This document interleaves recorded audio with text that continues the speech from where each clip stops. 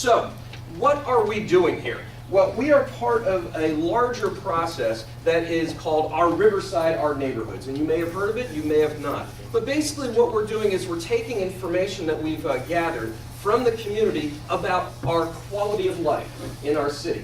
And the Quality of Life Survey, just a few years back in 2013, found that we are pretty well connected as neighborhoods. We know, at least 80% of us know at least one neighbor who could help us if we're in need. Almost half of us know most or all of our neighbors.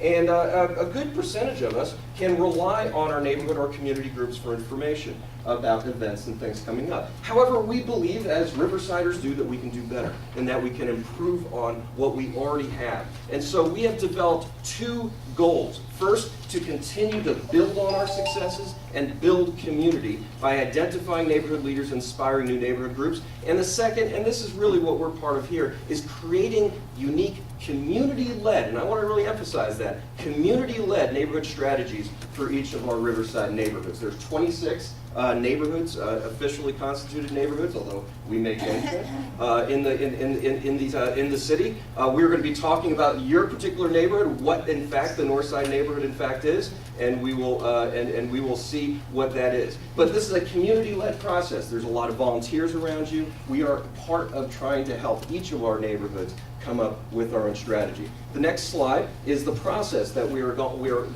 following. First, you may have attended some of our neighbor fests, and if you haven't, there will be more to come, and this is kind of a mini neighbor fest here as well.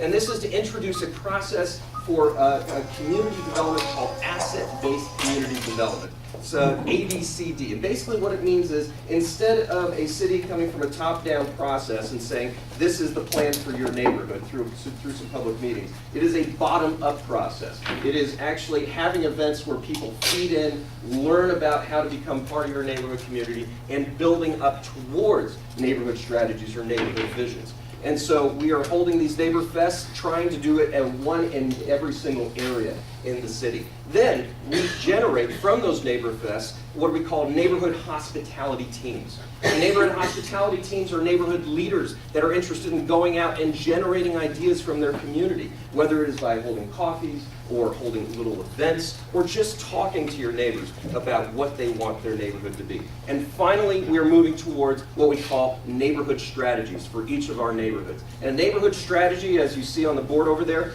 is an action plan for building on and strategically using the best things about our neighborhoods, their culture, your history, natural assets, your built environment, basically everything that makes up a neighborhood to ensure that a neighborhood is everything we want it to be and is known as we want it to be known. So basically we want you to define not only what your neighborhood is, where it is, who's involved in your neighborhood, but also what constitutes the values, the goals, even the dreams of your own neighborhood. So with that, we are now moving forward into the process that we're in today, and that is to have conversations and to have constructive conversations.